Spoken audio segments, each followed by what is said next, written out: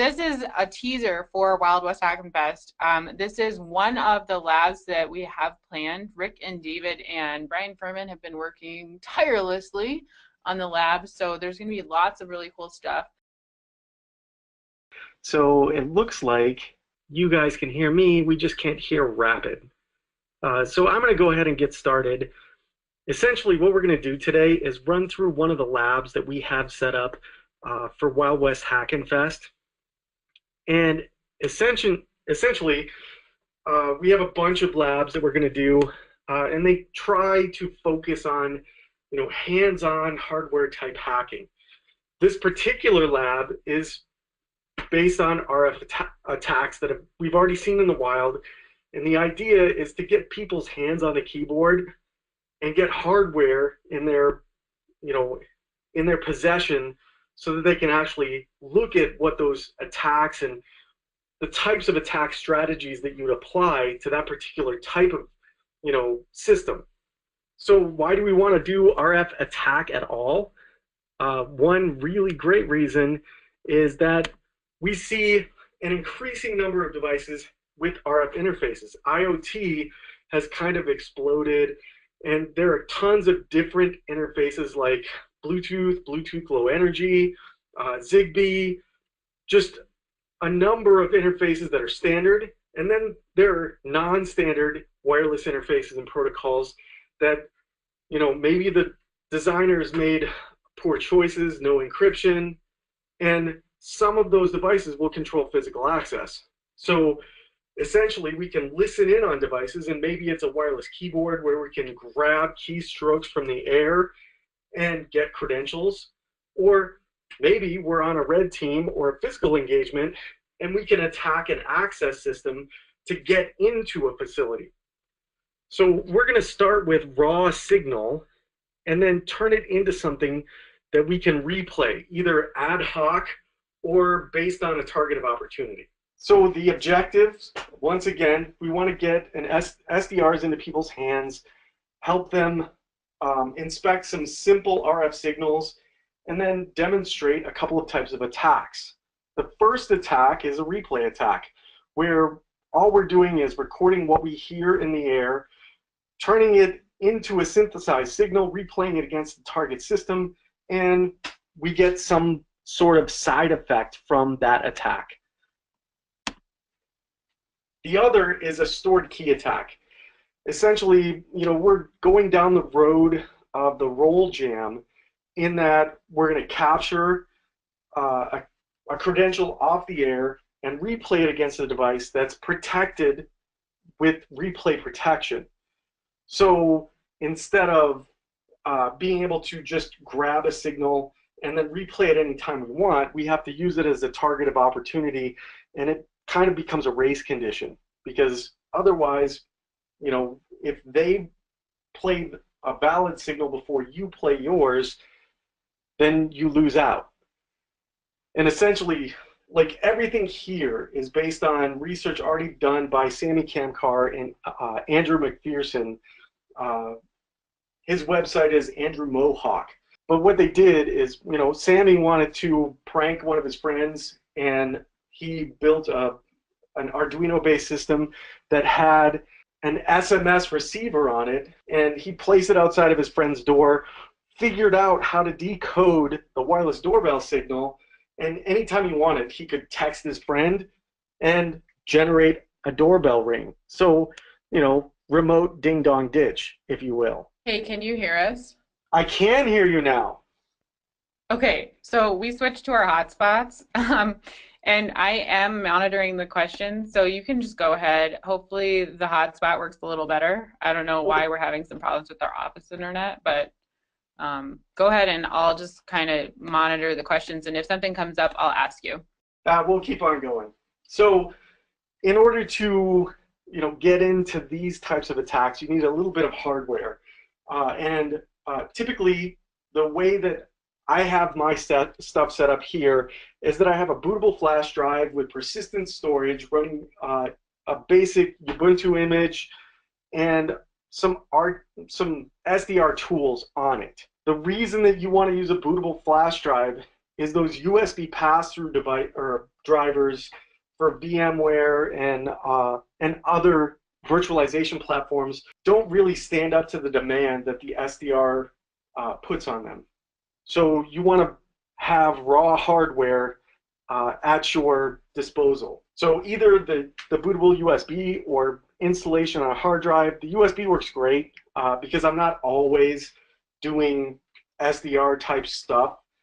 So I can carry it with me in my kit. If I need to do something SDR, I just plug in my flash drive, reboot my machine, boot off of it, and I'm good to go. On top of that, you need some SDR-ish hardware. The first thing that you should consider is the RTL SDR. It's an HDTV USB dongle, and it's got an SDR chip on it that you can tune to a wide array of frequencies. As long as you're not doing something horribly complex or in a frequency range that it doesn't support, it's a wonderful tool to start with, and it's very cheap. When you look at the RTL SDR, it's $10 or $15 as opposed to $320 for the Hack RF1. And Hack RF1 is a half duplex full SDR where you can use GNU Radio Companion to build out actual radios that will work with the Hack RF1 straight out. The other thing that we're going to use in this lab, and really we're focusing primarily on RTL SDR and Yardstick 1. Michael Osman describes the Yardstick 1 as a digital wireless signal transceiver. So it's meant to work with digital signals in the sub-gigahertz range. And that's really what we're focused on here. So the things that we're going to be attacking are sub-gigahertz. They're really simple signals, but we're just going to walk through step by step and identify exactly what we need to do to grab those signals off the air, analyze them, synthesize them, and replay them. And the software we're going to use to do that includes GQRX. That's just a basic SDR receiver. And it does a number of different modulations, or it supports a number of different modulations, so you don't have to actually build a radio. If you get into GNU Radio Companion, then you're actually building an AM radio, or you're building an FM receiver. And that takes a little bit more background than what we can provide here. And we're going to have David Clark on site teaching his SDR class while we have these labs at Wild West Hackin Fest. If you want to dive deep into SDR, that's the way to go. The next thing we're going to do the next piece of software is Audacity. And that's just simply an audio editing software. So with GQRX, we're going to receive our signal, record it to the hard drive in a WAV file, and then we're going to use Audacity to inspect, pick apart, and synthesize that signal so that we can replay it against the target system. Next, we have OOK tools or OOK tools.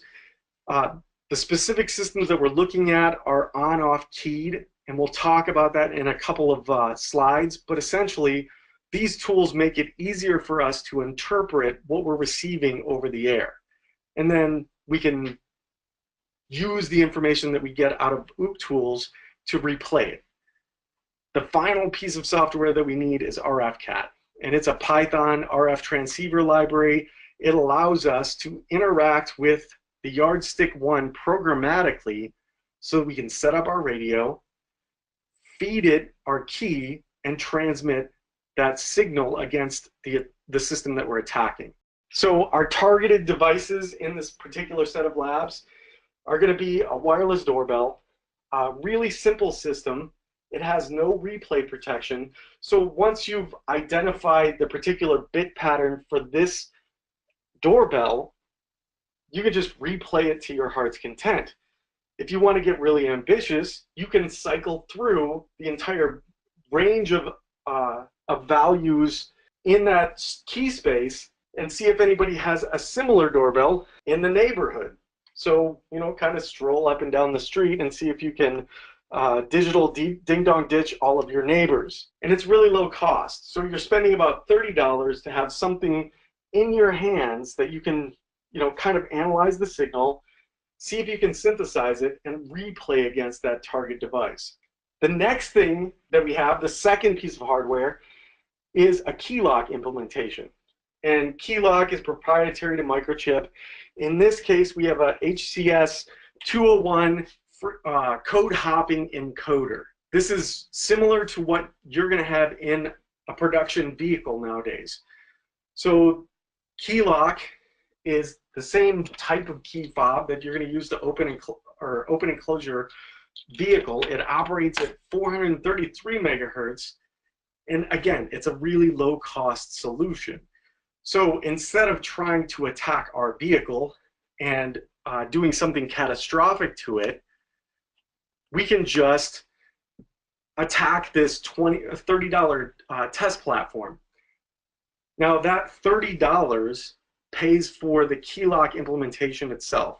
So you get the key fobs, and then you get that circuit board that's in the middle. Obviously, the breadboard, all the wires, everything else is a little bit extra, but the power supply on the left-hand side is about $2, and the Christmas trees or the Raspberry Pi stoplights, the LEDs, are about $3 a piece. So for less than $50, you're attacking essentially the same system that you would see in a production vehicle. And it keeps you from having any kind of catastrophic failure with your own vehicle. I know when I was doing research on Samy's projects and Andrew McPherson's projects, they talked about some vehicles whose key fobs got so far out of sync that they had to take them back to the dealership to get them reprogrammed. And I think we all know that when we take a vehicle to the dealership, it's never free or cheap. I know on my own vehicle, it costs about $250 to get a new key programmed. So I would expect something similar if I had this type of issue and I was taking the vehicle in. Is that your van there that got on fire? No, that was my neighbor. Oh, yeah. And that's you with the hose? You're helping out? No, he was trying to put it out. I was laughing. You just took the photo op, right? Good job. Yeah, absolutely. So as a precursor to actually performing the analysis on this system, you kind of have to know a couple of things. Nothing, outlandish or huge. We're not doing Fourier transform or anything like that. First thing we need to know is the modulation type, and this should be kind of intuitive to you as we use these all day. Amplitude modulation, frequency modulation, and a little bit less common for people to know, or for normal people to know, is phase modulation. With amplitude modulation, we take, and really with all of these, we feed in a carrier signal, and then we superimpose an information signal on top of that. And that superposition process is what differentiates the three modulation types that we have here. With amplitude modulation, we're modifying the height of the carrier wave to reflect the information wave that we're transmitting. So that's the top left image. With frequency modulation, we're doing the same thing, but as the signal increases, we compress or we increase the frequency of the carrier wave. As the information signal decreases, we slow down the operating frequency of the carrier. The carrier signal is always going to be what our receiver is locked on, but what we see is as information is transmitted, that carrier wave gets compressed and expanded as the information varies. And then the final modulation type that we have on here is phase modulation. And instead of modifying the height or the frequency, we take that waveform and we cut it up into chunks. And then we use those chunks to represent specific pieces of information. In this particular image, on the left-hand side at the bottom, we're doing binary phase shift. So there's two symbols involved. And what we do is we convert that carrier frequency by modifying the phase. So when we see a logic 1 all the way on the left, the resulting waveform is in phase with the carrier. So they look exactly the same. When we get a logic 0, we invert the waveform. So it looks exactly the opposite. And that's a 180-degree phase shift. The more symbols that we can create with the waveform, the more bits we can represent. So then we can involve compression, we can get really high throughput, but really all we're doing is modifying that wave. Hey, David. Yep. This is a question, do any of these RF controlled devices use QAM, quadrature amplitude modulation? Nothing that we're looking at today. We're starting with stuff that's really, really simple, that, you know, our receiver can decode very easily, and then we can interpret that bit pattern kind of manually. And another way to look at the FOIA transfer, School of Mines. All right, sweet. Another way to look at the amplification and the carrier, what I always look at it as, say you turn your radio into 98 AM. So really the little squiggly lines, as you know, we call it sine wave, is riding on the carrier frequency. So it would be 98 megahertz. It would be hitting that, and you'd be riding that wave, would be riding on it. So it's just the frequency that the actual signal is coming in on, and the signal is the waveforms. That makes it a little bit easier to understand. Yeah, for the most part, and really with the devices that we're looking at today, they're using AM to transmit the signal to the target device. You know, as you get into more and more complex systems, you have to build more and more complex radios, and GQRX isn't really the platform for that. Once you get into something really complex, you want to transition to GNU Radio Companion, or something that, you know, you can build that receiver system into, you know, in a block fashion. The last two things that we need to know is these devices are typically on-off keyed, which means when I want to transmit a particular piece of information, I let my carrier wave through. When I don't, it's radio silence. That one's pretty easy to understand, and most of the devices that we've looked at are going to be pulse width modulated. So in pulse width modulation, we use the width of a pulse to represent a particular symbol. In our case, we're dealing pure binary, so we have ones and zeros. In the image, which this was one of the better images that I could find, essentially, the pulse is longer based on the relative increase in the waveform. So we're sampling, we get a value, and then we create a longer pulse as we're increasing. When we're decreasing, we create shorter pulses. It works the same way, and you'll see it in a couple of upcoming slides, but essentially all we're looking at is two symbols, 1 and 0.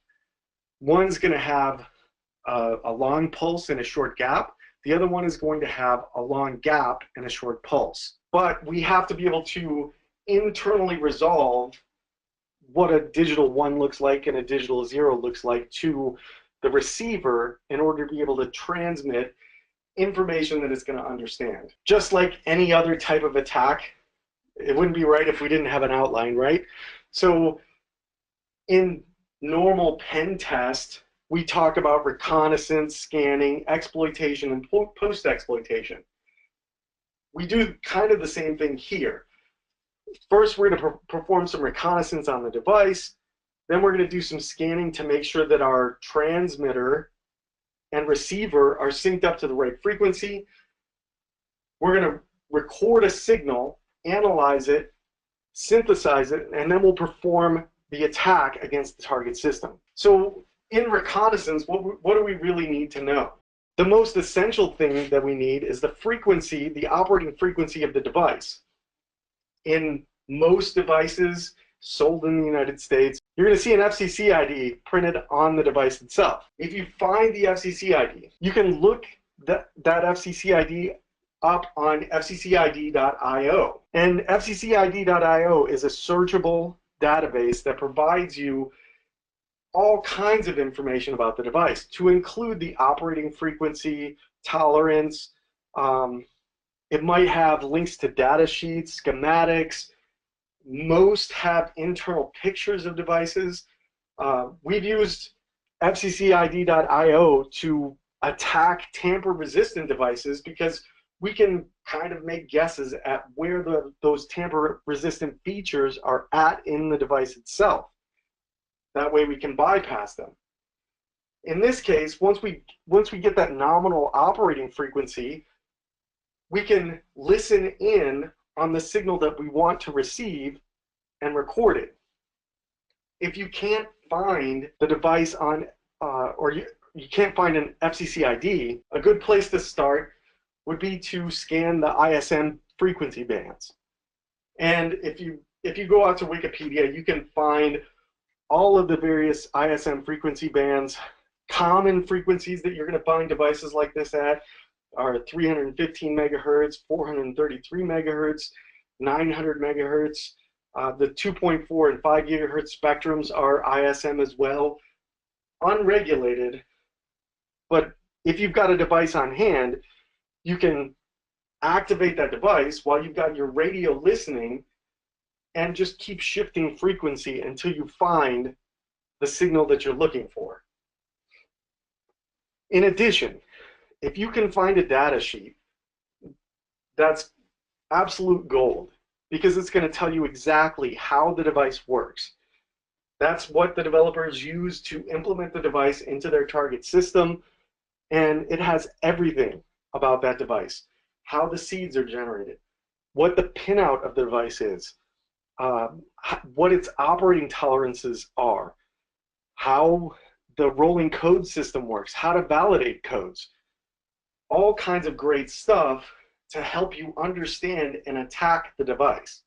Same thing goes for hardware hacking. If you take something apart, start looking at those chips, see if you can identify things, and then if you can get the data sheet on that particular device, you've struck gold. So the published frequency for the device is typically the nominal frequency.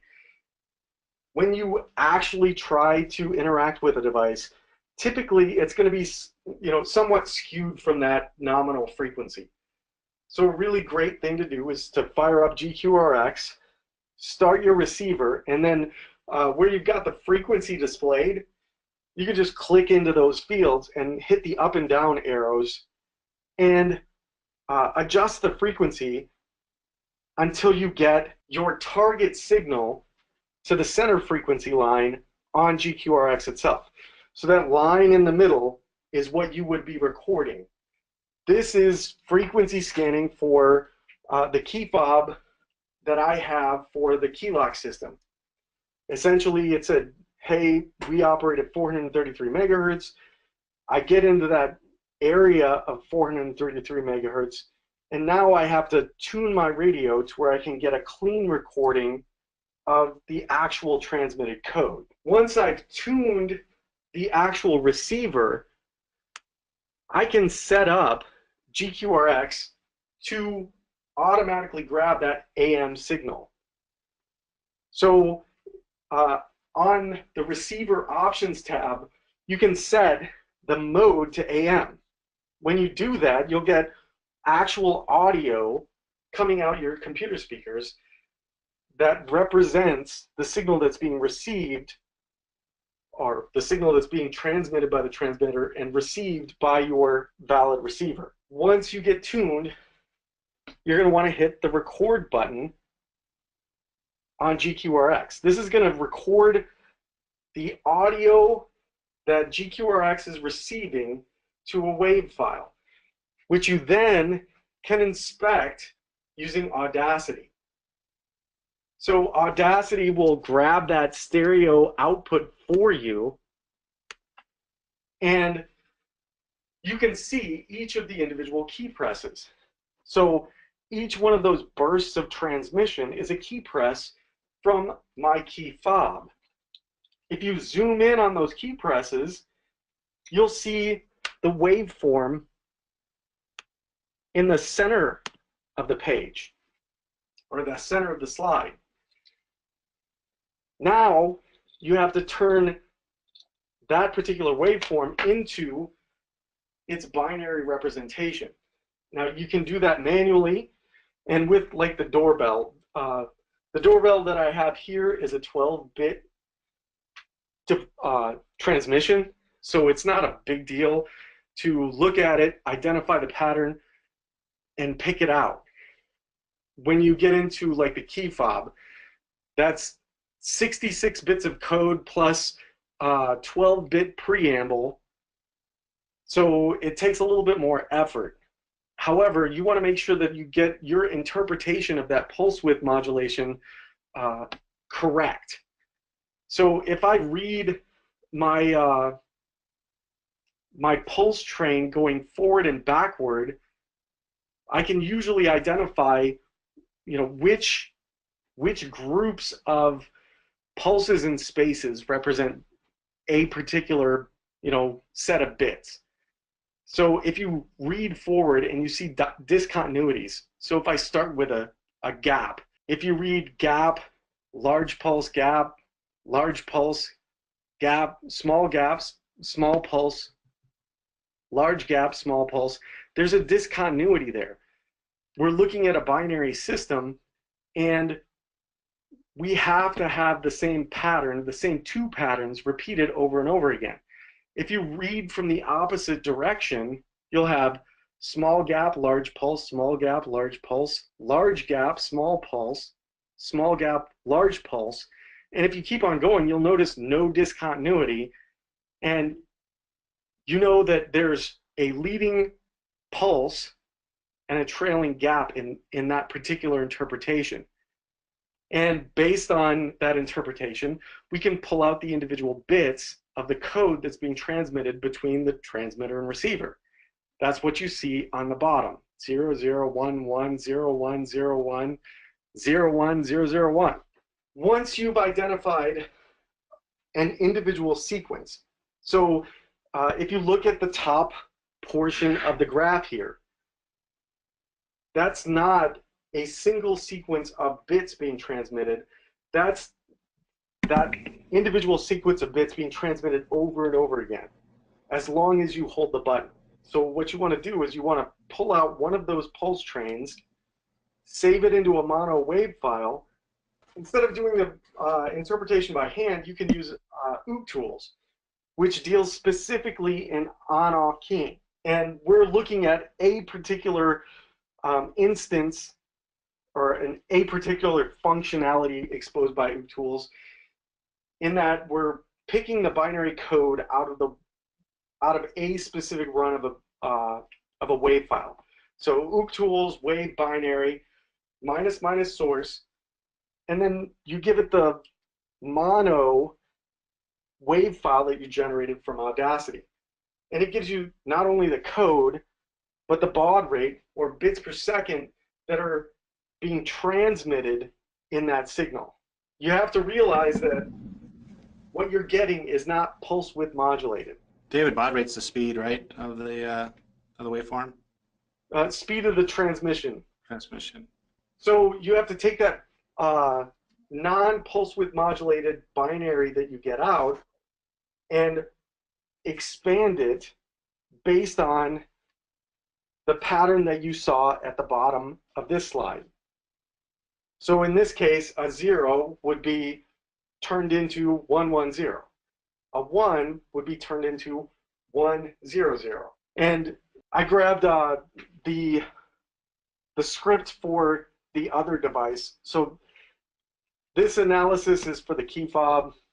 This script is for the doorbell, which is why the patterns are different.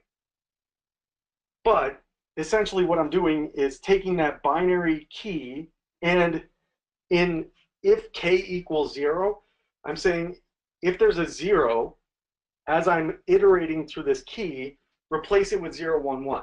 If there's a 1, replace it with 0, 0, 1.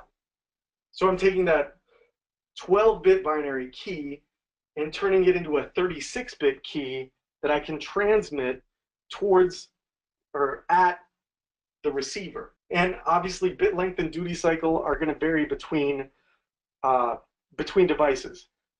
It's all based on that that interpretation. And if you get a data sheet, it'll tell you exactly what the duty cycle is for a particular device.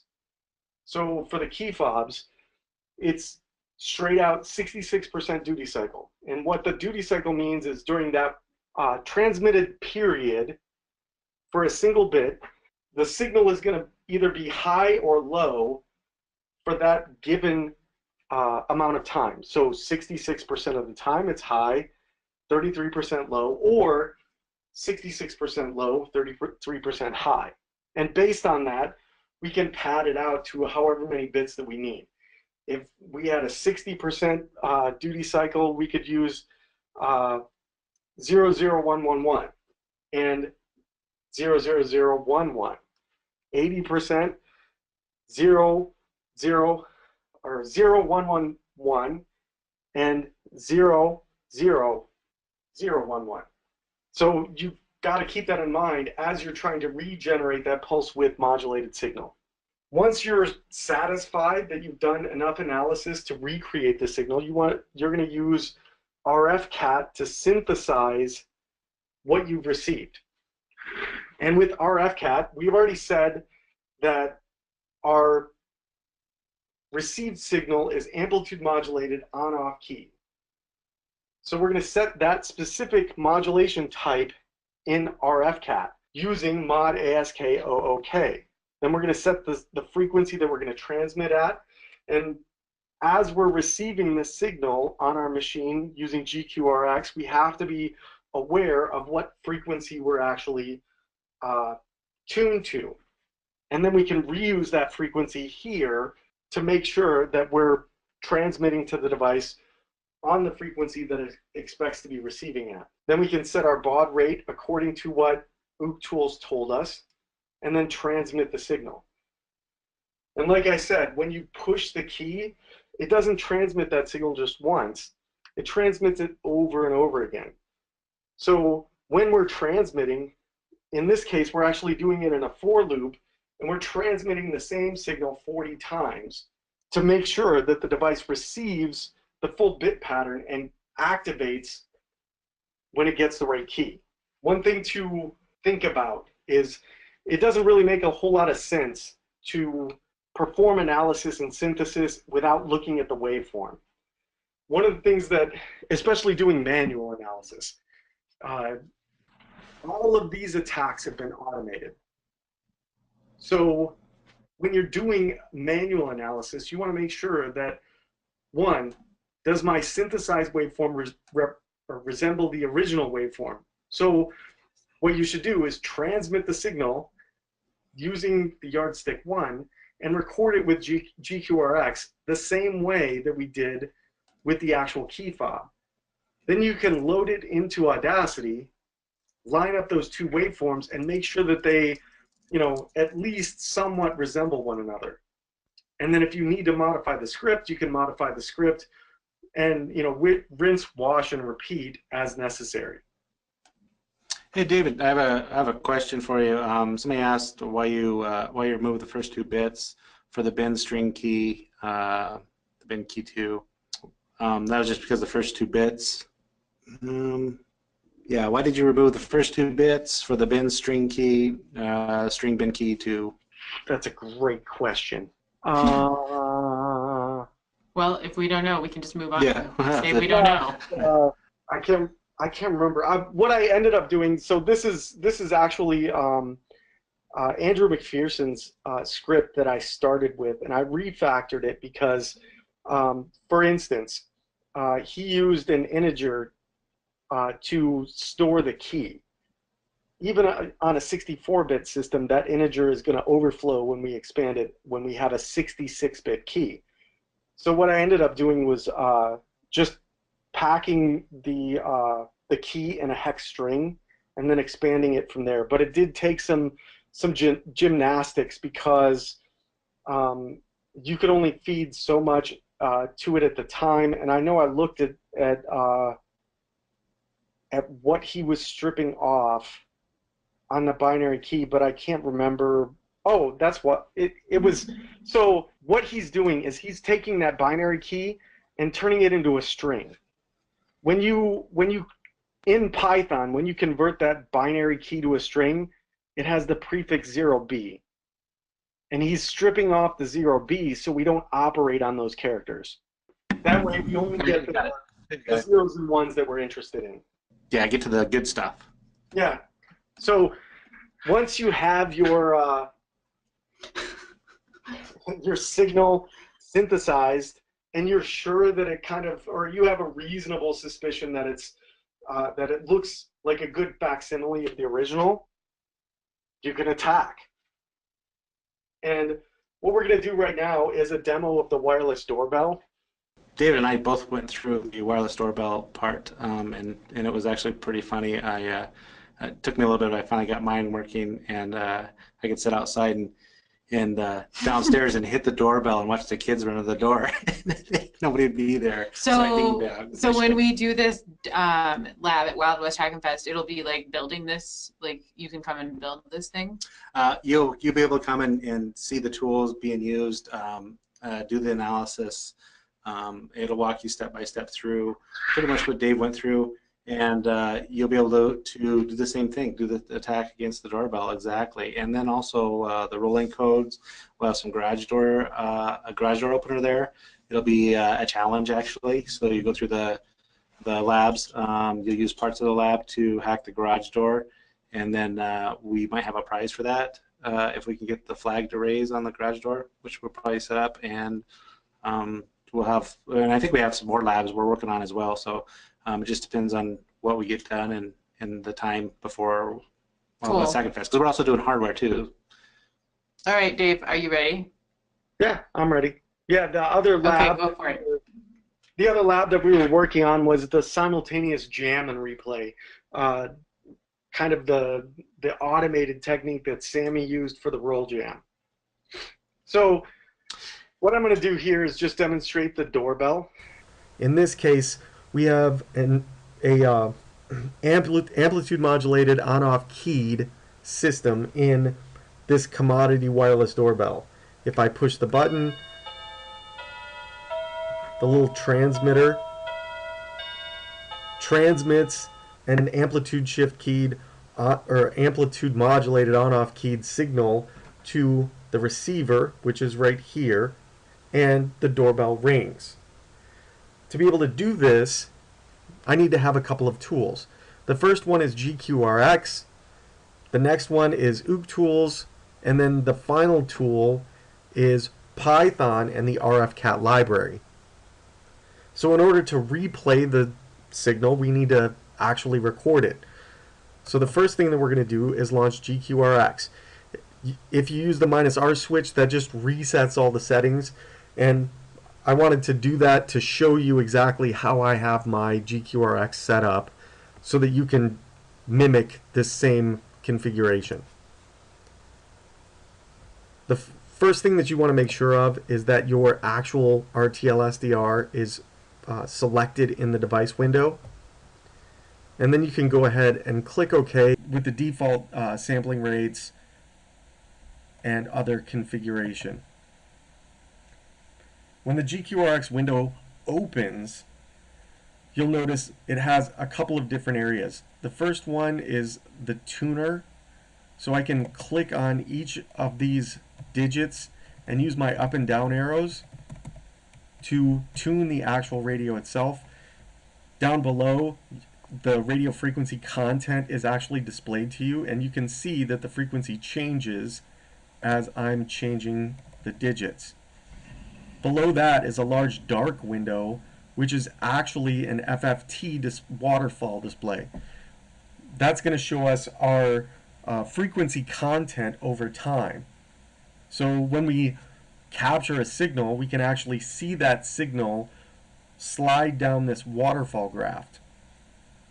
In order to prepare to record my signal, I'm going to first select modulation. So we know that the signal that's transmitted by this device is amplitude modulated. We're going to let GQRX perform the demodulation for us. So we select AM in the mode to demodulate the amplitude modulated signal and get back our on-off keyed signal. In addition, we want to modify this dB range on the FFT waterfall. If you have a really high dB setting, then everything is going to appear hot. And what I mean by hot is the actual color in the FFT waterfall. If you pull this down to about 75 dB, the transmitted signal becomes easily distinguishable from the noise around it. So the first thing that I want to do is tune my radio to the specific frequency that I hope that the transmitter is transmitting on. In this case, I performed a little bit of research, and hopefully you can see it, but there's an FCC ID on there. If you go out to fccid.io, you can gather all kinds of information about this device, which includes things like internal schematics, pictures, the operating frequency, and fccid.io told me that this device operates around 315 megahertz. So if I tune my radio to 315 megahertz, I should be able to observe the signal that's being transmitted by the button and record that signal. Now that I've got my radio tuned, the FFT range adjusted, and modulation set to AM, I can turn on the radio. And immediately you'll hear static, which is the demodulated signal, or demodulated noise at this point, coming out of your computer speakers. If you push the button on your remote, you actually hear the demodulated signal being produced by the transmitter itself. In addition, it shows up as these narrow bands on the FFT waterfall display. In order to capture this signal, we want to make sure that we're tuned exactly to the frequency that the transmitter is transmitting on. That way we don't get clipping or a distorted signal for analysis. Once we're satisfied that we're properly tuned, and if you take a look, it appears that we're recording, or we're tuned to the proper frequency for this device. Once you're satisfied that you're tuned to that frequency, you can hit the record button. When you hit record, the path of the actual target is going to show up in the bottom of the window. In addition, if you launch this from a terminal window, it's going to show up in the output for the terminal window as well. Default location is the home directory of the executing user. So now I'm going to push the button, and it's being recorded to a WAV file.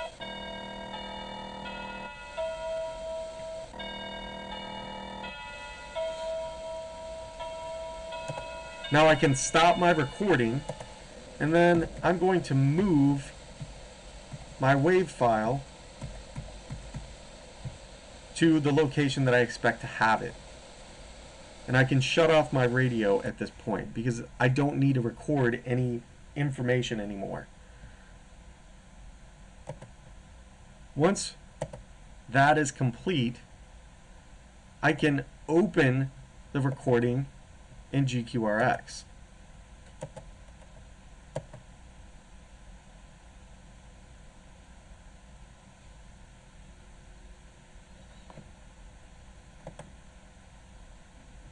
The first thing you should notice is these pulses here.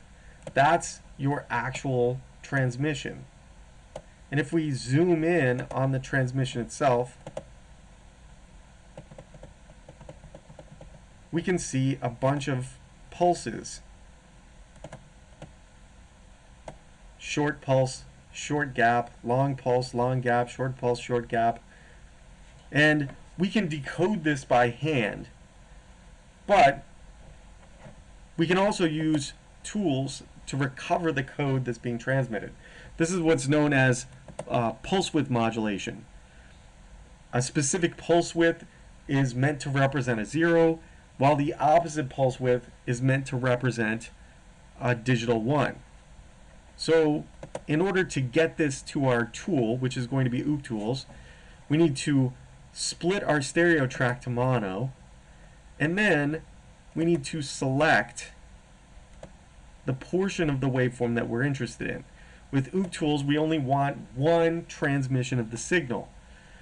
So we want to highlight this area between the gaps. And then select File, and then Export Selected Audio. And then we're going to call this one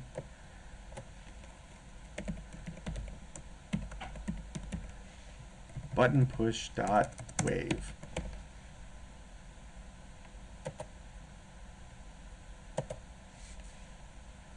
Once we've got our wave file saved,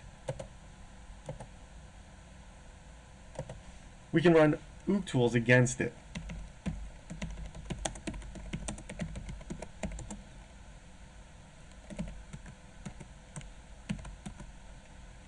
And we're going to run OOC tools wave binary button push dot wave. What that's going to do is it's going to look at that pulse width modulation and then recover the bit pattern and the baud rate. Oops, forgot the -s.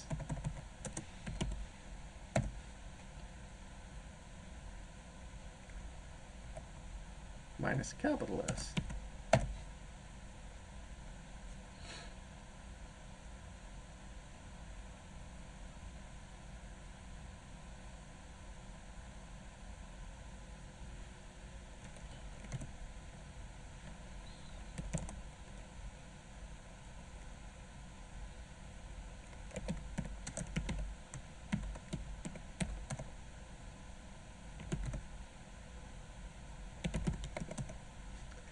Brie, if you can edit that part out, we'll just start at running OOC tools.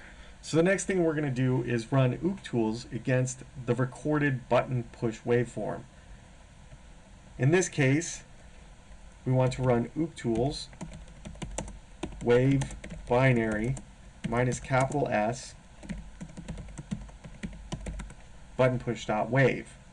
And what that does is it tries to recover the binary bit pattern from the pulse width modulated signal that we just recorded and exported from Audacity. When we run, we get this binary code here, and we also get our baud rate. Now, this doesn't have to be exact, and what I've found is that by playing with the value, you can get a similar waveform to work pretty easily. So our binary key data is 10101100110000. So we're going to use this value and the baud rate to generate a Python script that will actually retransmit the waveform and get the doorbell to ring. I have such a script right on my desktop here.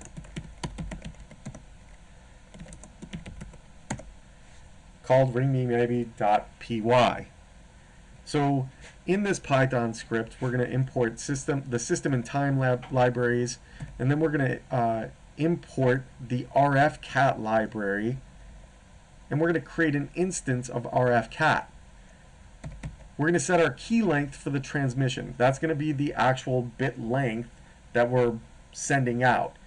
The exact binary pattern that OOC tools gave us, but we have to modulate that binary pattern. OOC tools gave us the raw binary. We need to generate a pulse width modulated signal. So we need to expand that key out. First thing we're going to do is configure the radio. So we're going to set our modulation to amplitude shift keying, on off keying. Then we're going to set our frequency, so 315 megahertz. The key length will be set later in the script. We don't have a sync word, so we're going to set modem sync mode to 0. And then we'll set our baud rate to 4000, which was in the neighborhood of what we produced with OOP tools. This script was actually something borrowed from Andrew McPherson's site, andrewmohawk.com. And what he decided to do was record the key as a binary or as a decimal value. So I converted that binary value to decimal, and then he expands that decimal value back to binary using Python.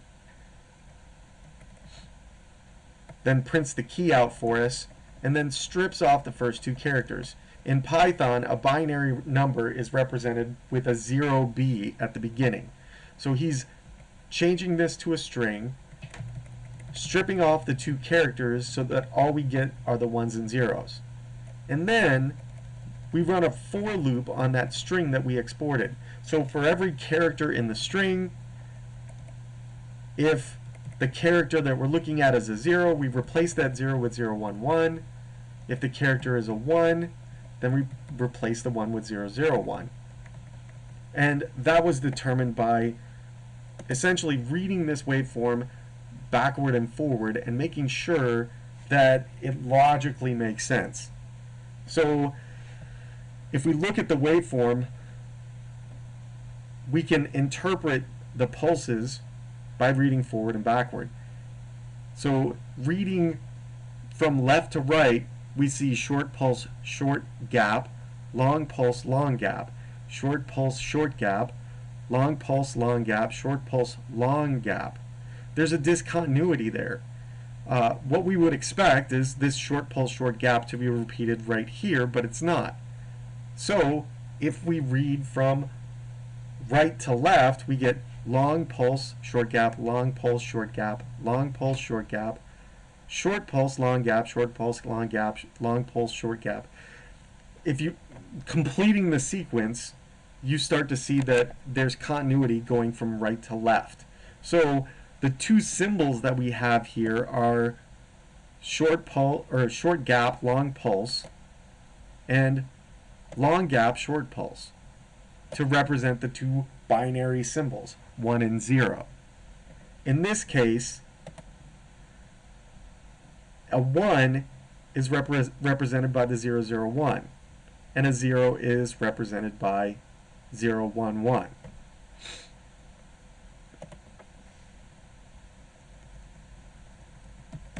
When we're done running through this for loop, we're going to get a long string of 1s and 0s, which is our pulse width modulated key.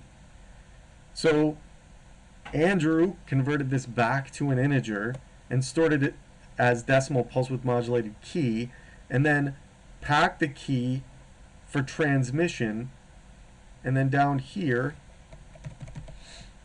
we actually transmit the key. In this case, we're doing it in a for loop, and we're going to transmit the key 40 times. When you push the button on your transmitter, it doesn't just transmit the value once. It transmits it multiple times. And we can actually see that by zooming out on this waveform. That same pattern is repeated over and over again during one button push many, many times. So the receiver is going to receive that value many, many times, and it's going to trigger on one of those received bit patterns.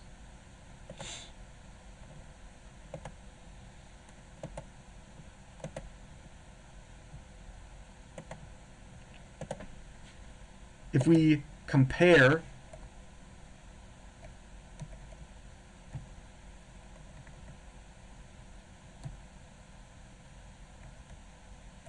now that we've taken a look at the Python script, we can actually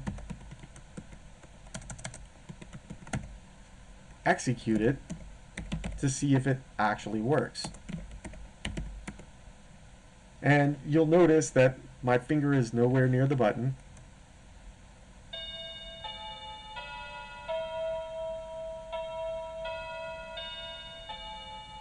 But the doorbell rings. You'll also notice that this is the key that we recorded and recovered using OOC-tools, which is the same value down here, and the pulse width modulated value, which is also binary, is right here, and our decimal key, which gets transmitted, is right there. So that's a simple way to replay against a simple system like this. The next exercise that we're going to do is going to take a look at a little bit different system than the wireless doorbell. The system that we have here is an implementation of key lock. And the key lock system is a rolling code system that's used in vehicles for remote keyless entry. So the key lock system itself actually consists of this receiver here and these two transmitters.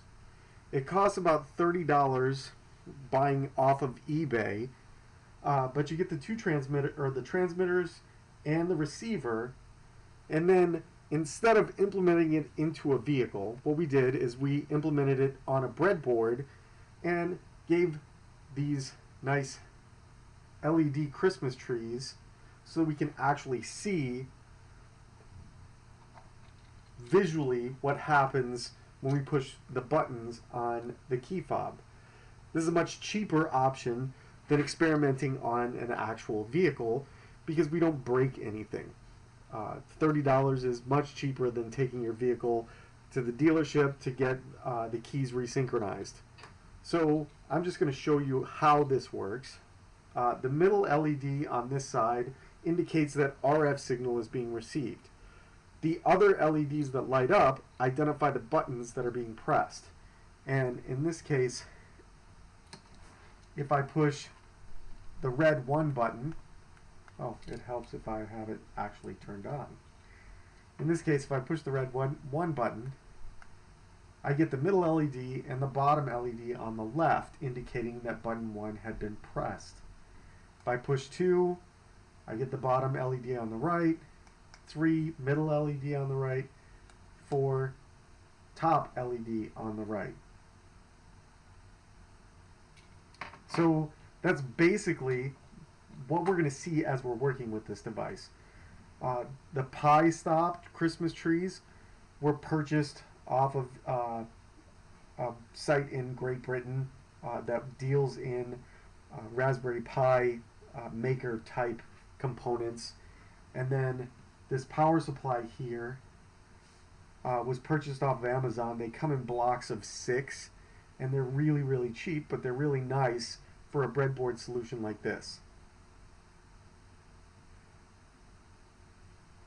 So what we're going to do is going to look very similar to our wireless doorbell attack. However, the difference here is that we can't just simply replay the signal. We have to have some precondition that allows us to actually replay the signal successfully. What we're going to do to simulate simultaneous jamming and replay is we're going to turn the actual receiver off using the button on the power supply. Then we'll capture a code and then we'll replay it against the system.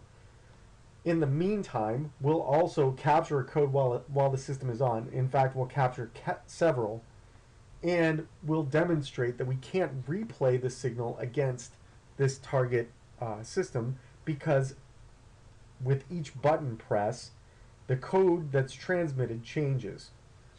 Some other characteristics that are going to be interesting for this system are, one, we can find a data sheet for this this implementation. So this is a microchip HCS 201 on the inside.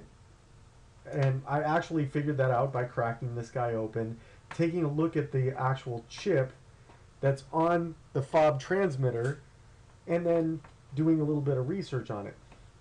What I came up with was Microchip's actual data sheet. If you can find a data sheet for any kind of embedded device, you've essentially struck gold. Data sheets can be on the order of several hundred pages for a particular device, especially if you're talking about microcontrollers. And they tell you everything you need to know about that particular device. How to set it up, what types of scenarios you're going to use it in, tolerances, both electrical and temperature, operating frequency, and those things are going to be very valuable in figuring out how to attack the system. In this case, to understand how the rolling code system works, this device, the actual receiver, stores 16 valid values for every button push. And that accounts for out of band button pushes. So if I were to push the button when I was out of range of the receiver, or if I accidentally pushed it while it was in my pocket, I want the receiver to still work when I get back to my vehicle. So, and I don't want to have to rekey the device every time that something like that happens. So the designers made a conscious decision to store 16 codes in this device so that when you click the button while you're away, it doesn't cause the receiver and transmitter to go out of sync. Now, if you go outside of that 16 button click window, the two devices will be out of sync, and this system also compensates for that. I can click the button twice, and as long as I submit two successful codes or valid codes to the receiver, it resyncs the two devices. So just like last time, the first thing that we're going to do is we're going to launch GQRX with the -R switch so that we can get our radio up and running. Again, we're using the RTL SDR as our platform to receive signals, and then we're going to use the Yardstick 1 as our platform to transmit those signals back to that target system. So we want to make sure that our RTL SDR dongle is selected here, and everything else can be left as default.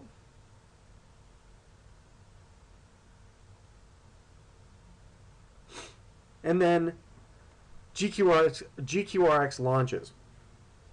Just like the last signal, this is an amplitude shift keyed, on-off keyed signal. So it's amplitude modulated, it's on-off keying, which means I'm sending a signal when I'm pushing the button and no signal when I'm not, or a signal when I want to represent a bit and no signal when I don't. So we want to select AM to do that demodulation of the amplitude modulated signal for us first. In addition, we modified the FFT waterfall setting so that we're down around 75 dB so that we don't have quite as hot an output. And then we can adjust the gain at the bottom here so that the volume, when we turn on our radio, isn't quite as loud. Now, on the last device, we were able to find the FCC ID on our actual transmitter to identify the operating frequency. We weren't as lucky with this guy here. There is no FCC ID printed on it, and when I break it open, there's no FCC ID on the inside. However, if I look at my own key fobs for my production vehicles, I have FCC IDs on tags for those, or printed underneath this cover that I can get to if I open up my fob itself. So on a production vehicle, on a non-aftermarket, $30 system, you're likely to be able to find that FCC ID, and it's going to tell you the frequency that that key fob operates at. Now, all or most of the devices that we typically are going to look at probably operate in the ISM bands. So that stands for Industrial, Scientific, and Medical. And there are a number of bands that are frequency bands that are unregulated.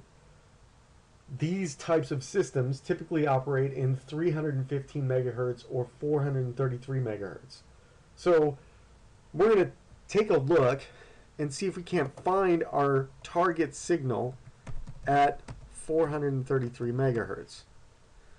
So we'll tune our radio by clicking in the blocks and using the arrow keys. And then we'll turn the radio on. And then we'll click the button on our fob to see if we can see anything. And we can see that on the far right and far left side of our screen, we're getting peaks. So if we tune up and then press the button again, there we see our signal in the FFT waterfall. It's that nice bright yellow and red line. So we want to keep tuning until we get that aligned with the center frequency of the radio.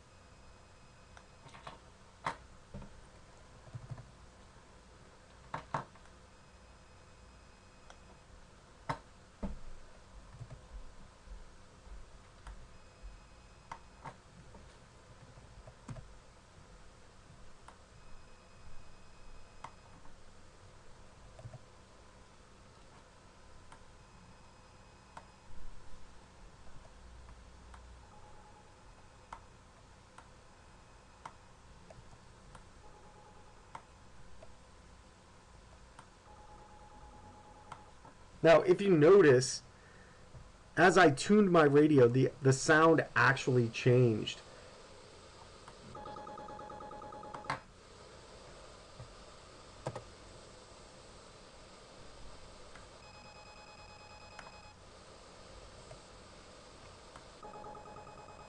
Notice the difference. As I get closer to being accurately tuned,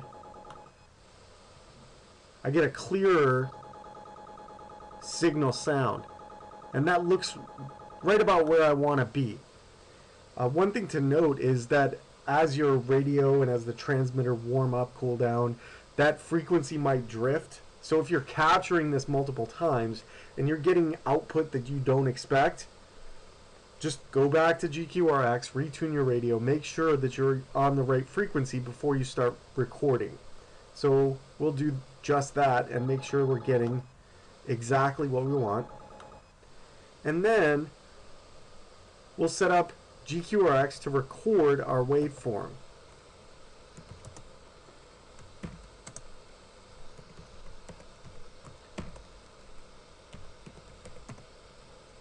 Okay.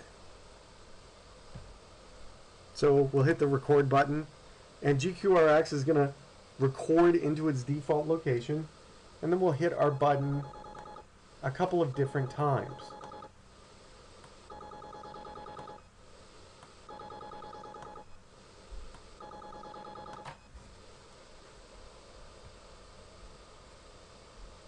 And then we'll stop our recording.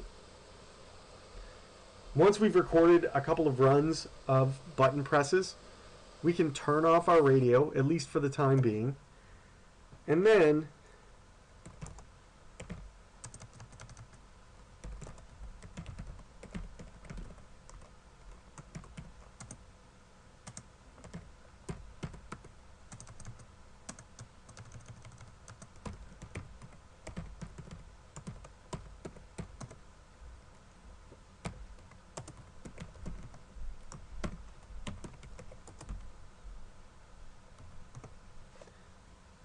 Then we'll open up our wave file in Audacity.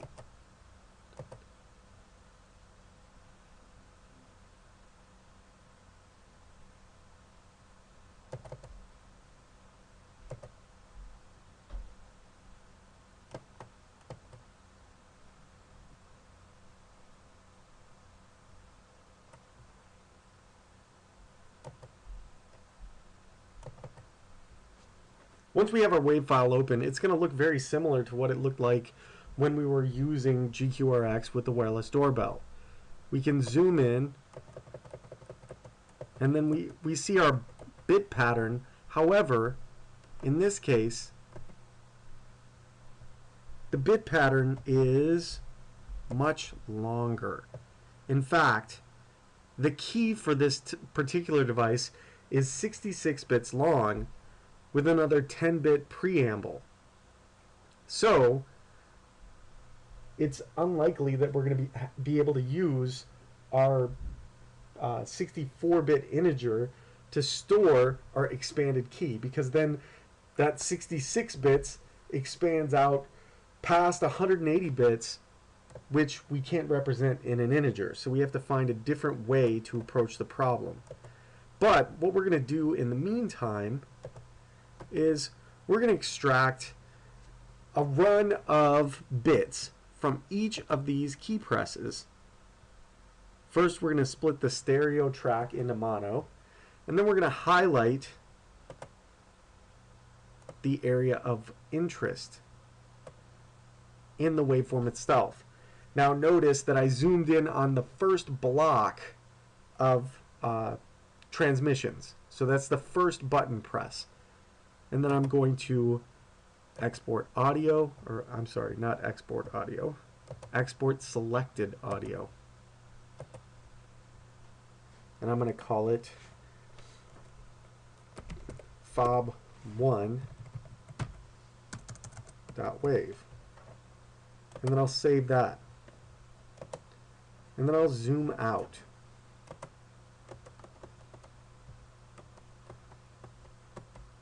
And I'll move in to the second set of pulses. And I'll highlight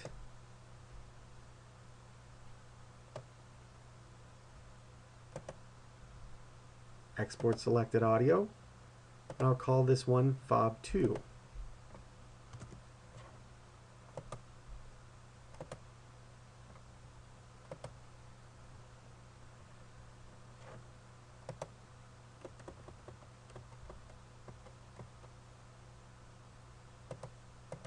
Then I'll jump into the third set of pulses, highlight.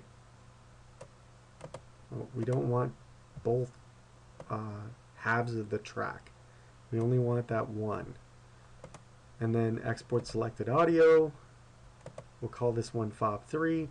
And the idea here is that we're going to compare each of the individual button presses to make sure that the value that's being transmitted to the receiver actually changes every time that we press the button.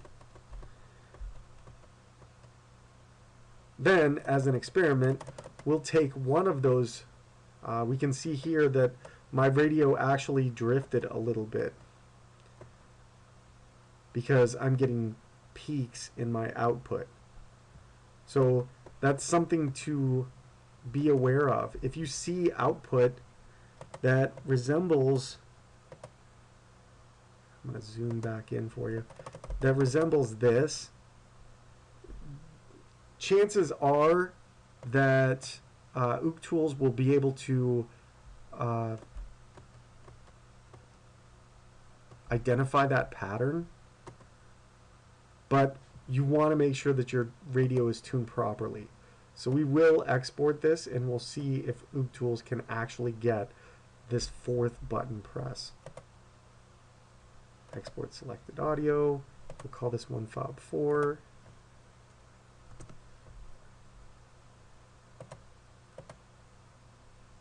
But essentially what you're going to see is that when you're slightly off frequency, you're going to get peaks that appear in the actual pulses. And sometimes they'll be interpretable using the tool. Sometimes it just will not like it at all. So we've got 4 button presses up to this point, and we'll analyze each one of those button presses using OOC tools to see if we can't recover the code and identify that the codes are actually different. So we'll minimize our Audacity window, and then we'll run OOC tools wave binary fob1, or minus capital S, fob1.wave. And OOC tools is going to open up that waveform, try to identify the bit pattern, and then we see our key data here. This is the preamble, and then we go into the actual key itself. So what I'll do is I'll open up another terminal window.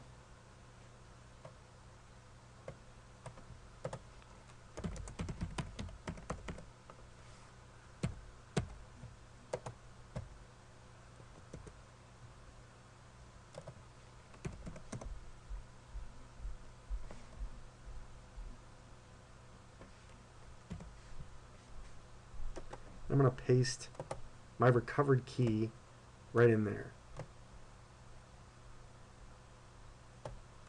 And I'll run the exact same command for fob2.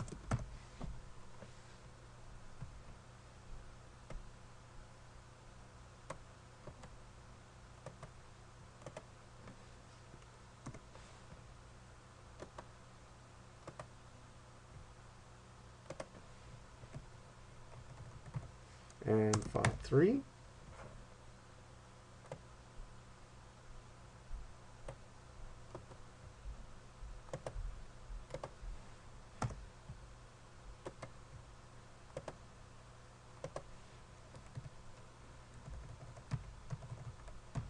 And finally fob4.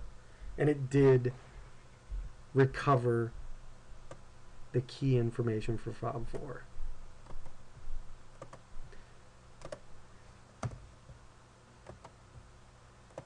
Now, looking at the keys side by side, we can tell that there's areas of the key material that are changing every time.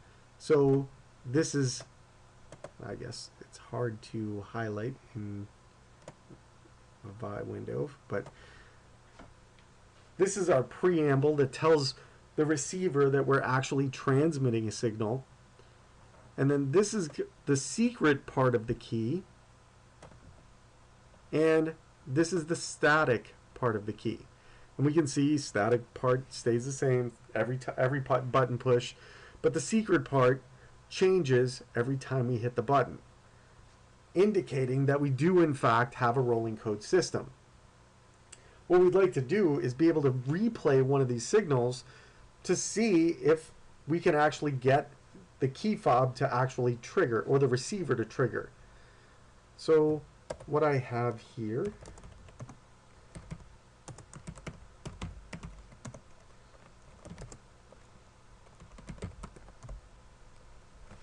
is another Python script that allows me to transmit this key and see if the receiver can actually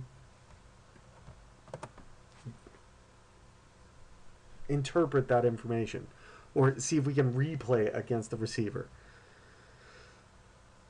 So just like the previous script, this one came from Andrew, or the original script came from Andrew Mohawk's website. However, I made some modifications to this one so that we could accommodate the 66-bit string or key length. So we've got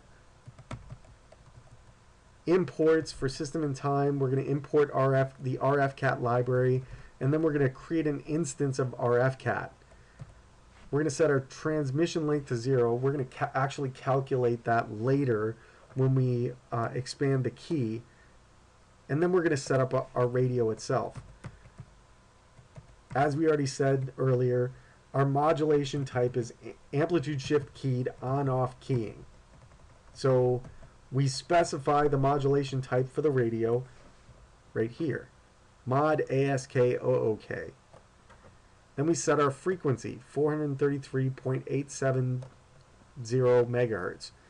That actually does not correspond to what I observed with GQRX. If I push the button, I can see that I really am at 433.898. So we'll set this guy up at 433.898.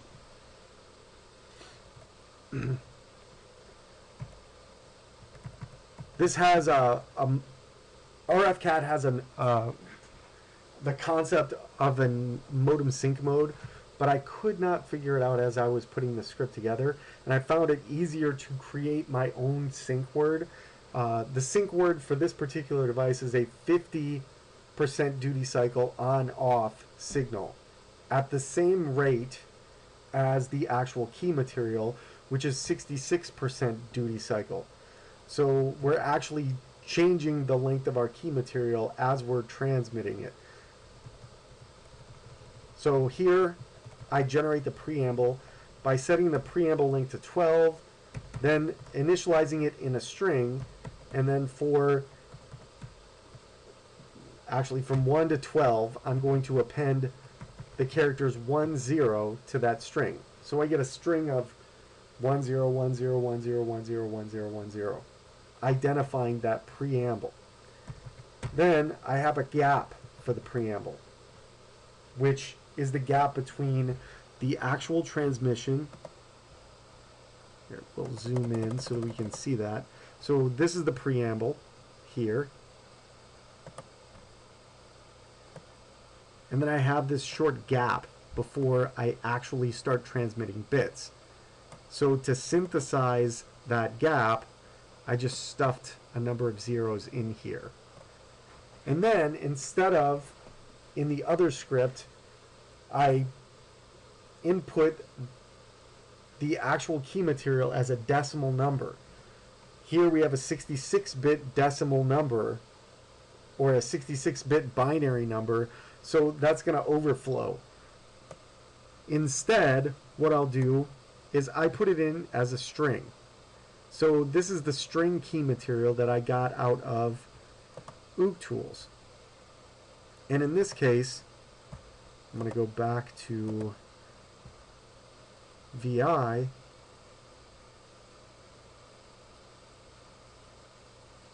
and I'm going to grab the last instance here.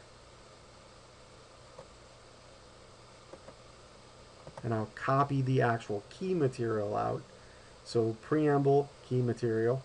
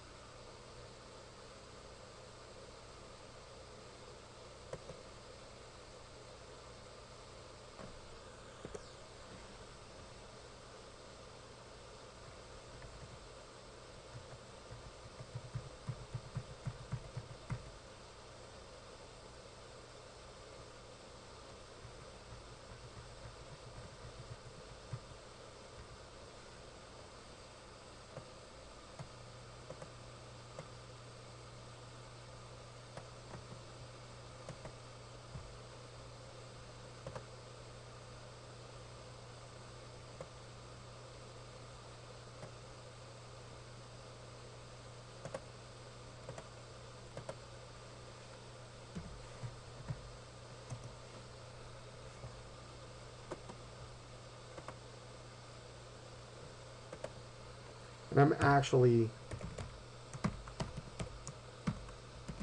just creating a new instance of the variable so I can see that my bit length is correct. And then I'll delete that old instance. I have another variable for the pulse width modulated key. Again, just like the last exercise, when Ook Tools presents as a value, it's taking that pulse width modulated signal and turning it into binary bits. When we go to transmit it, we have to turn those binary bits back into that pulse width modulated signal. So what we're going to do is we're going to replace every one of the ones and zeros in this string with an equivalent 1-0 combination that represents our pulse width modulation. So for every character in our security key here, if the character that we're operating on is a 0, we're going to replace that value with 110. If the character we're operating on is a 1, we're going to replace it with 100. Just like the last exercise, you kind of have to do some manual work to look at the waveform and convince yourself that what you're looking at is correct. So we've got big pulse, small gap, big pulse, small gap, big pulse, small gap, big pulse, small gap, big pulse, small gap, or small pulse, big gap, big gap, small pulse, big gap, small pulse. And if you keep going left to right, you'll find that there's no discontinuity there.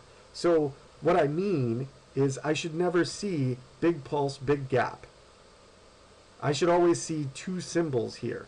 Big pulse, small gap, big pulse, small gap. And then I have big, small pulse, big gap.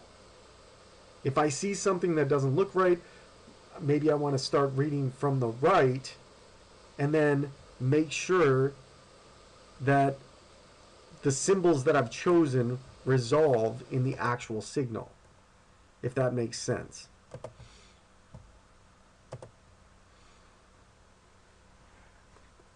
In addition, the really nice thing about having the data sheet for this particular product is it tells you exactly. I need a preamble of X number of bits, 50% duty cycle, and when you transmit the key, it's going to be 66% pulse width modulated.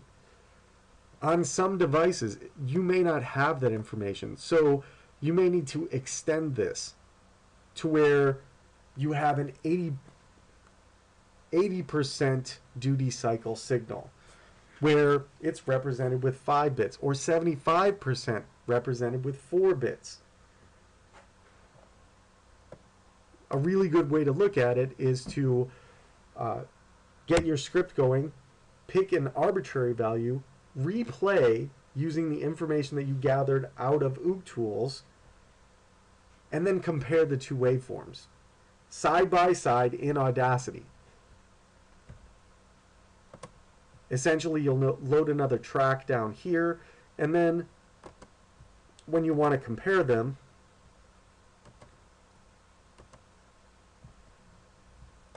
you can use zoom and time shift to line them up and make sure that, one, these pulses appear at about the same rate and the gaps appear to be the same size, and that the pulses and gaps in the pulse width modulated signal appear to have the same pulse width and gap width. Once you've got things roughly lined up, then you can replay your signal against the target system. So after we've gotten this string expanded into our full pulse width modulated signal, we take our full transmission, which is composed of the preamble string, the gap, and the pulse width modulated key, and then we transmit that value.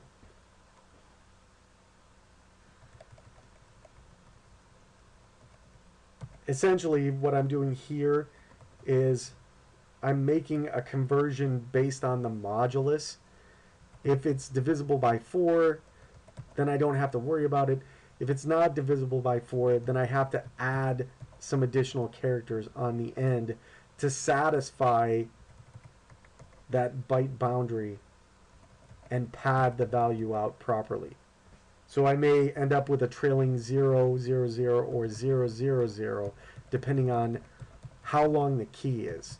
And that just made it easy for me to be able to create a full binary key using a very, very long string. Once we have the length set, we're gonna set it up in our radio, and then we're gonna transmit the actual signal. Just like before, we want to transmit it multiple times because every button push on the fob doesn't transmit that that pulse-coded signal just once. It transmits it over and over again so that the receiver has a better chance of receiving that key. We do the same thing here. In the last script, we did it in a loop, but the RFCat library supports the ability to transmit repeatedly by supplying a second argument, which is the number of times to repeat that transmission. So we're going to take that full hex transmission and then we're going to decode it and send it to RFXMIT along with the number of times that we want to transmit that value. And that's because we're dealing in hex, that's why we had to do this padding at the end. If we don't end up on a 4-character binary or a boundary, it makes it hard for us to convert that hex number. Once we've got everything ready, which we should, we've actually stored our key in here and we're ready to transmit.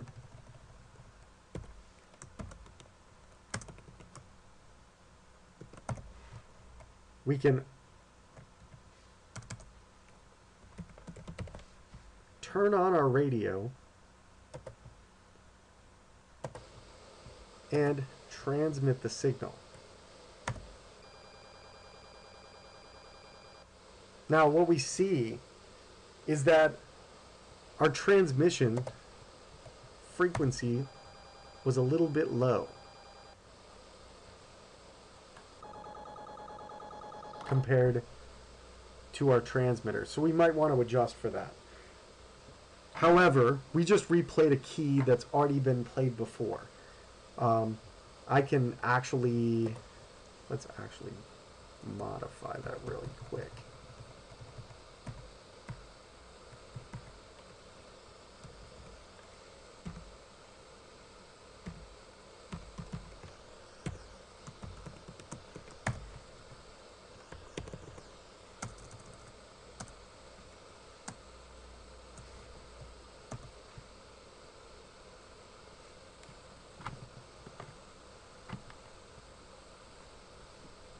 If you get the dongle error that I just got,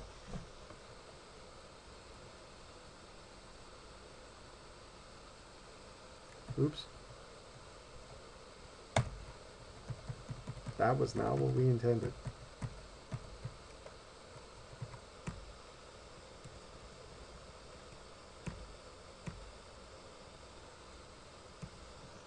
That is.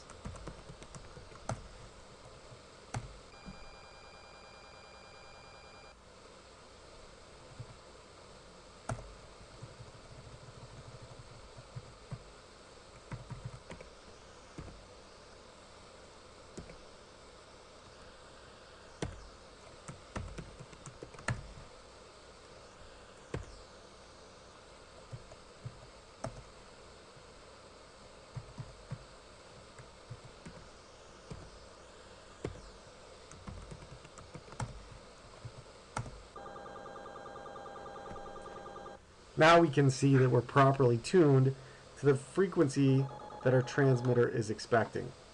And our signal sounds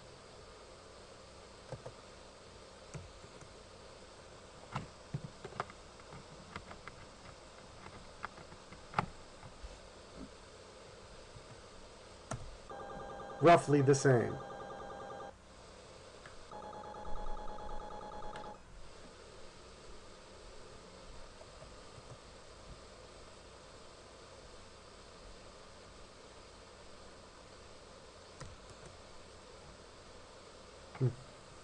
If you get the dongle error that we're seeing here, most of the time all you need to do is unplug and plug your radio back in.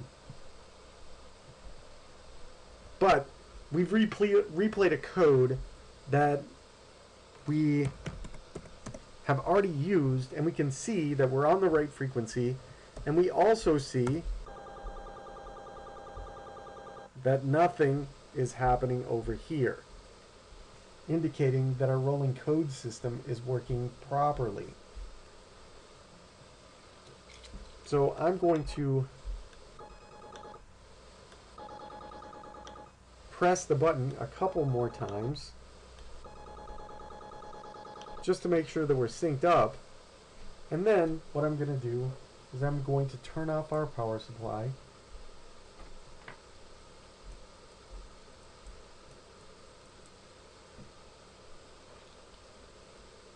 And now I'm going to make a recording of the signal that I want to replay. So I only want to push the button once. But I can make it a good long push so that I can analyze it pretty easily. Once I'm ready, I can shut off my radio, and then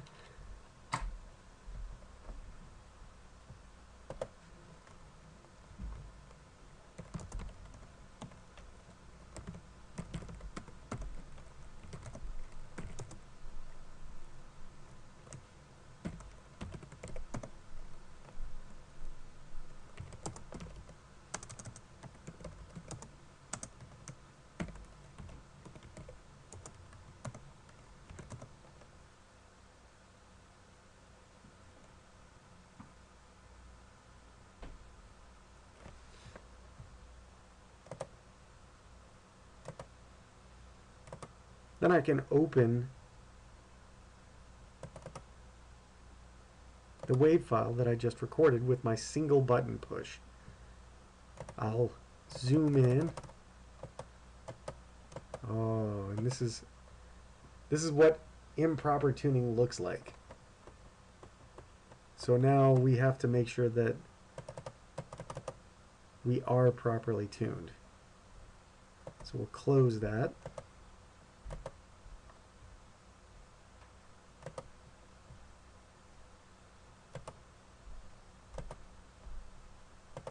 Close this guy too.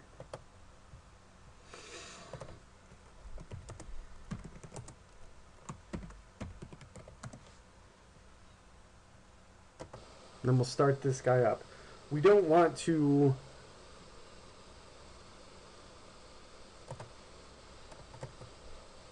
do this too much because 6 button presses gets us out of our synchronized range.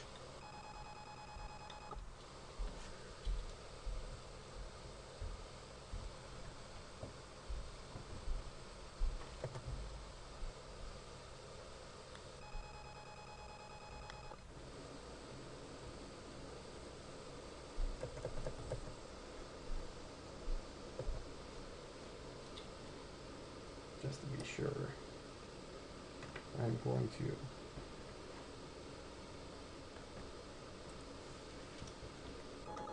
make sure I have a good button press here while I'm tuning, and that looks pretty good. So we'll turn this guy off again.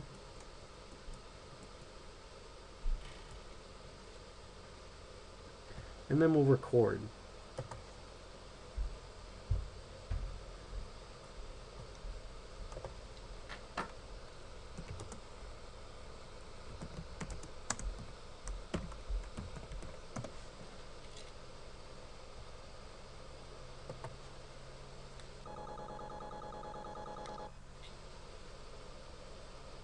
We'll stop our recording.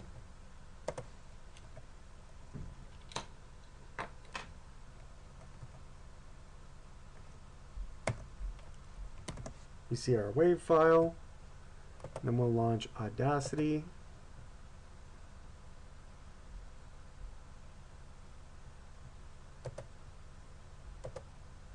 And open that target file.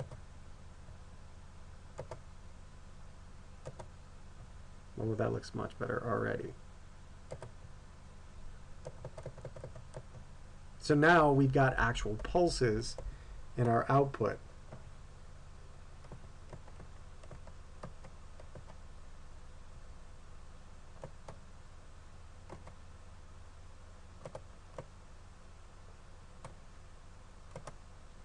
Now we're going to split our track. Then we'll highlight the pulse train that we want. File, export selected audio. We'll call this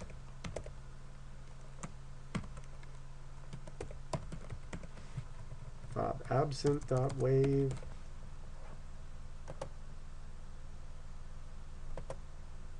Then we can use OOG tools against that target. So OOG tools, wave binary minus capital S, fob.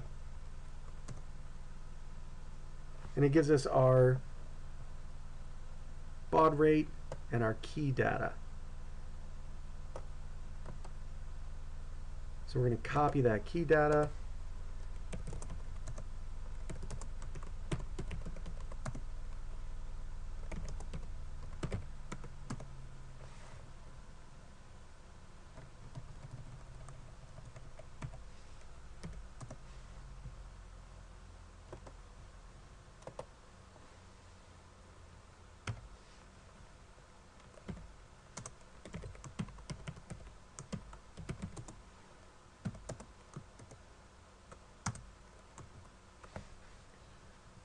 Then we're going to shorten this guy up until those two are the same length. Delete the old key.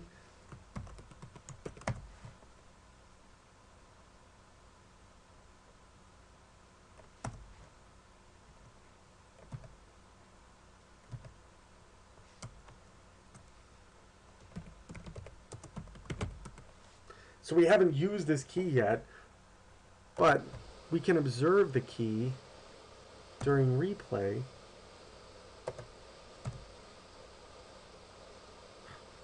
This is irritating.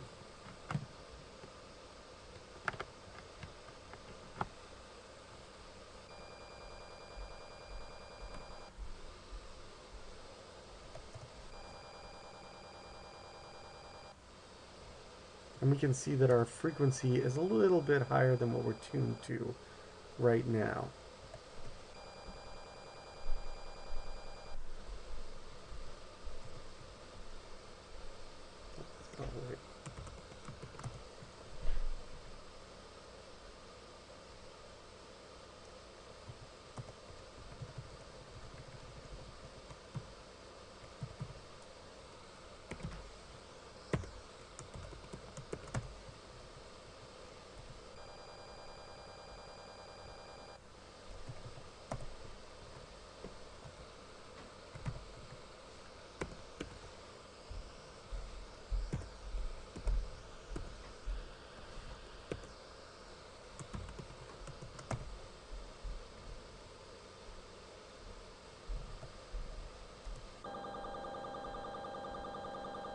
That sounds perfect.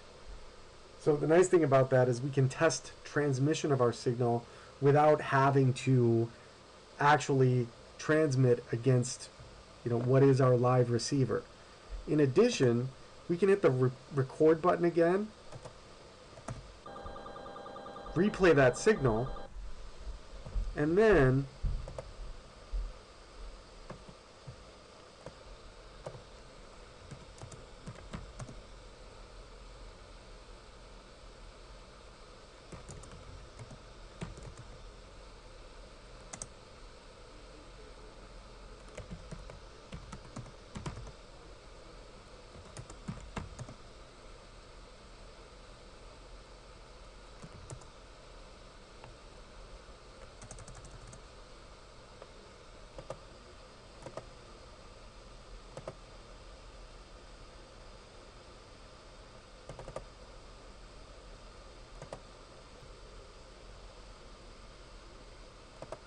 so now we can zoom in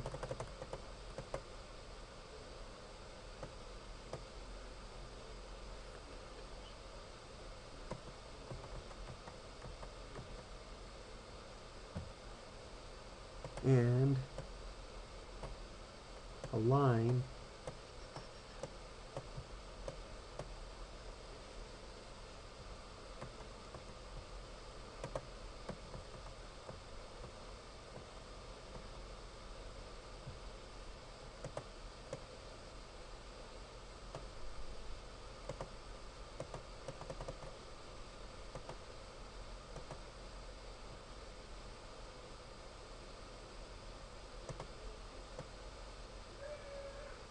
align our two waveforms and see if they actually line up properly. And it looks like this waveform is a little bit longer, but we can see if that actually makes a difference on the receiver end. So we're going to take our key fob and put it over there, and plug everything in and turn it back on. We don't want to click any buttons at this point, but we do want to actually replay that signal.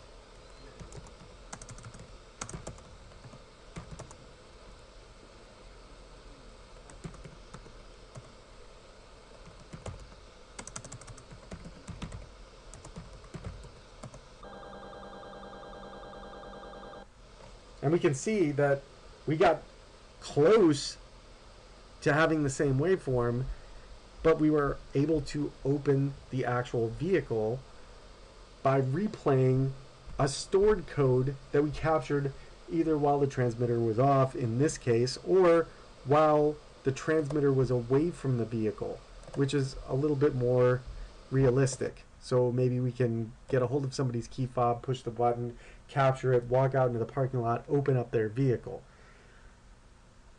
In the roll jam design, what Samy Kamkar took advantage of was that these devices are meant to operate in a wide range of temperatures.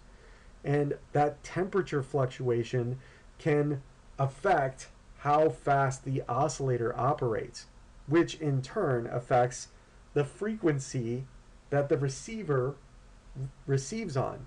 So this receiver frequency band tends to be very wide, so that these devices can operate in extreme cold and extreme heat reliably, which means that this thing is listening to a wide band of information.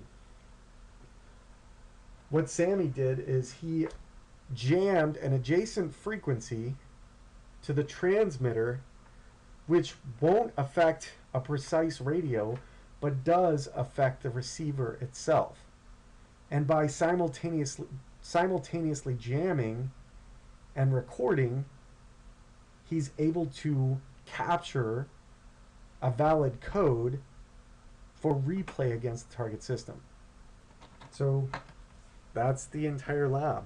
And if you come to Wild West Hack Fest, you can actually do it. And what we do is we break it down to the point where you're analyzing that the actual rolling code works. You're observing that the device won't respond to a reused transmitted code, and then you're transmitting an out-of-band reception to cause the device to fire. Cool. There's a question, somebody asked if they had to register for the labs that BHS is putting on. No, our labs are free. You can, if you want to get more in depth, you can register for David Clark's SDR lab, but our SDR labs and our hardware hacking lab, those are free. Those will be in a Those lab are included in your conference tickets. So if you're taking a class like the PWAPT class from Tim Tomes, or the SDR hacking class, those are the 2 days before. So that would be Wednesday and Thursday of that week. And then these labs that Rick and David are working on are going to be so they'll be happening like all day during all the speaking tracks. And so you don't need another ticket to do these labs. Yeah, and one of the labs I have working on will take a wireless device and rip a chip out of it, look at the data sheet, Rip a chip. dump it, dump the memory out of the chip, and capture all the Yeah. passwords and everything. So And that'll don't be miss cool. our other Wild West Hackin Fest labs, Black Lab, yeah, that made me laugh, David. Alrighty. And we also have an awesome Capture the Flag, and then we have Grimm coming with their Howdy Neighbor lab, or I guess Howdy Neighbors to Capture the Flag, and they're also bringing their car hacking project. So, and a couple other labs from other sponsors. So it should be so much fun. We really hope that everybody can come, and if you can't come this year, we're pretty confident we're going to have it again next year. So there's hope for you. Anyway, thank you so much, David, for hosting this. Yeah? One thing that everybody should also realize is all of the hardware is provided. So you need your own RTL SDR. You don't need your own Yardstick one. We have multiple of each device, so you can sit down. So you can just show up with your smiling face, try it out, and you don't need to bring anything. Thanks for everybody that joined us. It was kind of a weird day with our internet issues, but big shout out to Rick and David for doing this webcast for you guys, and it is their first one, so I think it was awesome. Thanks for putting the time into it, you guys. Peace out. Bye.